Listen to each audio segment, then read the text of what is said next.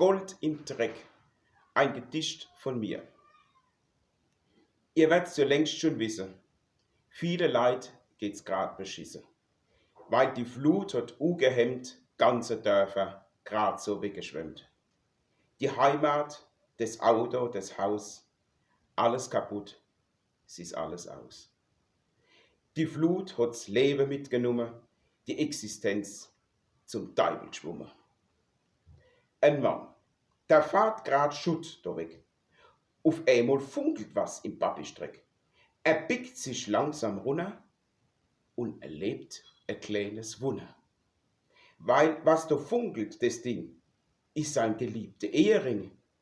Den hat er abends gelegt auf seinen Platz, auf der Sekretär, neben dem Bild von seinem Schatz. Gleich rennt er zu seiner Frau, die ja auch beim Rahmen war. Die Arbeitshandschuhe schmeißt er weg, die liegen jetzt in dem Dreck. Den Ring, den nimmt seine Frau und steckt ihm den gleich wieder drauf. Sie lächelt und meint ganz ohne Sprech: Wir packen das. Ich liebe dich.